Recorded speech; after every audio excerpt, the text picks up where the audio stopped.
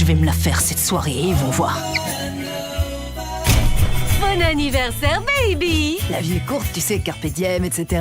Ce que je fais de mon temps libre ne regarde que moi, ce sont mes choix.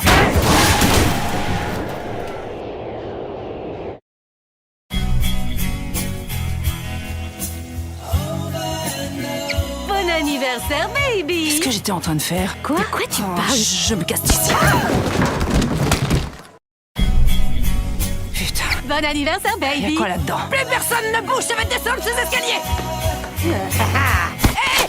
Oh non, ça fait chier, c'est carrément glauque. Bonjour, je m'appelle Marion Miclet et je suis journaliste et critique série, notamment pour Le Point Pop, Série Mania et L'Éclaireur, où je viens d'ailleurs de publier un article sur les séries de fantasy et me demande si on est en train de traverser une overdose de ce genre. Je suis aussi l'auteur des livres Découvrir New York et Découvrir Londres en série, des parfaits cadeaux de Noël. Mais assez parlé de moi. Merci beaucoup à Spoilers de m'avoir invité à participer à ce calendrier de l'Avent. Et ma recommandation pour la case d'aujourd'hui est Russian Doll, poupée russe en français. Il s'agit d'une série Netflix dont la première saison est sortie en février 2019 et la seconde presque 3 ans plus tard, en avril 2022. Donc pour bien commencer sur justement la thématique sci-fi de Spoilers, on peut dire que Russian Doll est une série un peu ovni. Elle a beaucoup surpris et beaucoup plu quand elle est sortie. Notamment pour un contenu Netflix, c'était un peu ce genre de série à la fois courte, efficace et pas tant que ça formatée pour échapper à l'algorithme Netflix habituel, même si la série assume ses influences. Et je voudrais citer la créatrice et star Natasha Lyonne ici. Vous la connaissez sans doute, elle a joué dans Orange is the New Black. Et donc, à propos de Russian Doll, elle dit « Si la saison 1 c'était Groundhog Day, donc le film Un jour sans fin avec Bill Murray, eh bien la saison 2, c'est plutôt Quantum Leap, donc la série Code Quantum en français. Donc ça vous donne une idée un peu du style de Russian Doll. Donc cette série a été co-créée par Natasha Lyonne avec Amy Poehler, l'icône de la comédie aux États-Unis, et Leslie Headland, qui est la réalisatrice du film Bachelorette, sorti en 2012. Donc Natasha Lyonne interprète la New-Yorkaise Nadia Vulvokov. C'est un personnage cynique, mais extrêmement attachant. On fait sa connaissance le soir de ses 36 ans. Elle vit dans le quartier un peu grunge de Alphabet City, dans Manhattan, à New York, et pour l'occasion de ses 36 ans, une fête pleine d'artistes et de personnalités locales a été organisée en son honneur. Malheureusement, tout ne se déroule pas exactement comme prévu, car Nadia meurt et se retrouve prisonnière d'une boucle temporelle qui lui fait revivre sa mort encore et encore.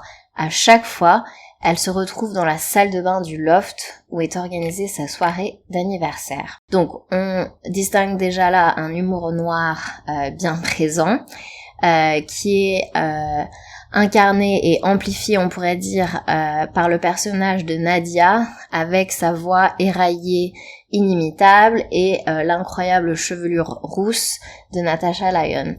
On a aussi visuellement une esthétique qu'on pourrait qualifier un peu de new-yorkaise gritty, c'est-à-dire un peu authentique, un peu crade, un peu voilà.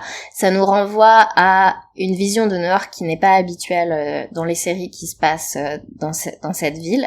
On est par exemple à des années-lumière de ce qu'on pourrait voir dans The Morning Show.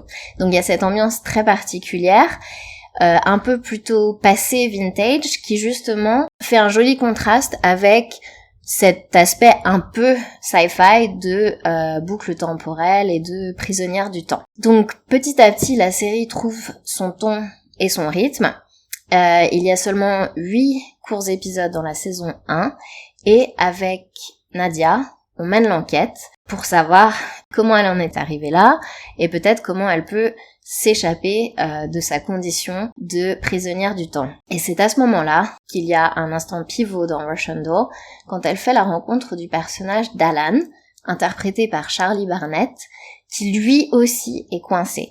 il revit encore et encore un pan particulièrement désagréable de sa vie. Alors évidemment, je ne vais pas spoiler, mais disons que la saison 1 arrive à une certaine résolution des plus satisfaisantes. Et les fans de Russian Doll ont presque été surpris de savoir qu'une deuxième saison avait été commandée par Netflix. Alors justement, entre la saison 1 et la saison 2, il y a quand même un saut temporel de presque 3 ans, et la pression de faire aussi bien que la première salve d'épisodes. Donc on attendait cette nouvelle livraison au tournant. La saison 2 contient 7 épisodes, et encore une fois, c'est une très belle réussite.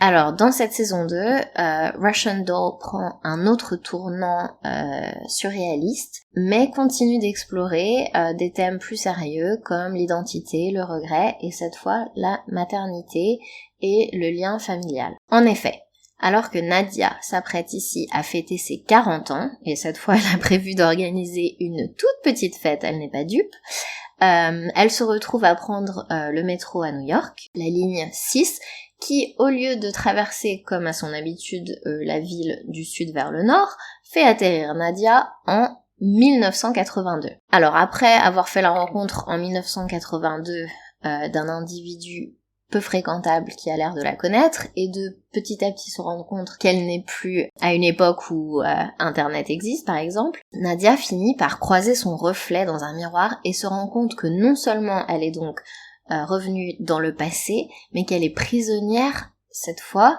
du corps de sa mère.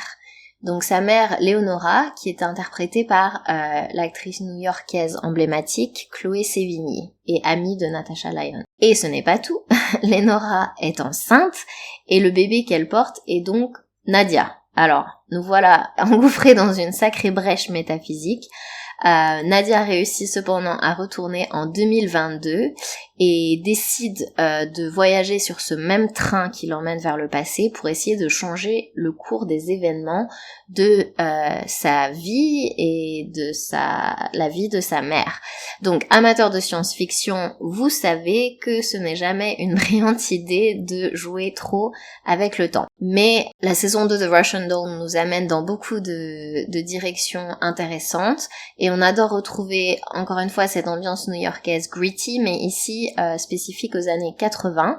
Et il y a même une excursion vers l'Europe, vers le bloc de l'Est, en Allemagne en 1962, à travers la storyline du personnage d'Alan. Donc encore une fois, beaucoup d'humour noir, une tonalité douce amère, et une réflexion sur le fait qu'il y a certaines choses de la vie qui ne peuvent pas être changées, et qu'il y a des événements qui arrivent sans que l'on puisse les contrôler. Donc peut-être rien de nouveau à l'horizon pour les habitués de séries fantastiques, mais Russian Doll, qui a été d'ailleurs récompensé de plusieurs Emmy, est vraiment une œuvre à ne pas rater, surtout que notre boule de cristal nous informe qu'une saison 3 se prépare. J'arrête pas de mourir et de revivre toujours la même soirée. T'as plutôt l'air en forme. Ouais. C'est douloureux. Non, je vais pas bien. J'en viens à me questionner sur ma santé mentale. On doit passer par l'escalier de secours. Sûr qu'il y a Super. l'escalier de secours? Ah bah il faut que je modifie les prestations de mon annonce Airbnb si j'avais su. C'est quoi ton problème avec les escaliers? Oh, une longue histoire qui a impliqué plusieurs dizaines de morts. Ouais, c'est plus ça comme ça. J'ai jamais tenu si longtemps. C'est un danger public, ces trucs. Mais je passe une soirée interminable et un tantinet relou. Est-ce qu'on s'est déjà rencontrés? Va te faire. Tu vas arrêter de te comporter comme une tarée. Tu fais quoi là?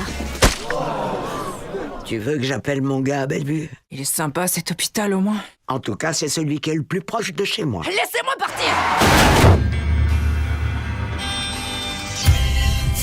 Je te regarde là en ce moment, guettant la mort à chaque coin de rue et tu es cette graine qui cherche son chemin vers le soleil. Est-ce que tu la portes encore en toi? Oh merde, je suis pas taré. C'est ça que je déteste. Quand les gens me traitent de taré. T'as pas capté qu'on allait mourir? Je meurs en permanence, c'est pas grave.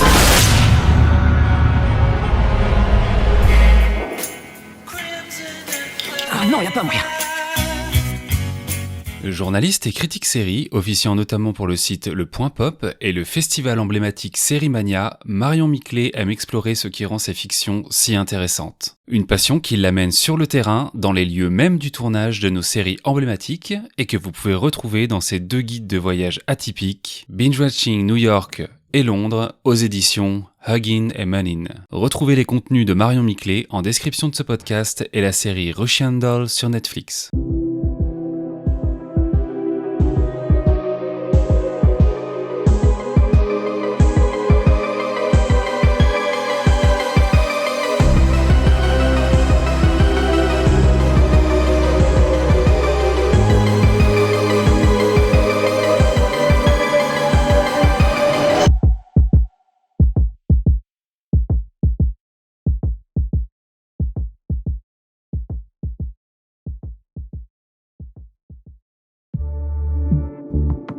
Bonus. Trax.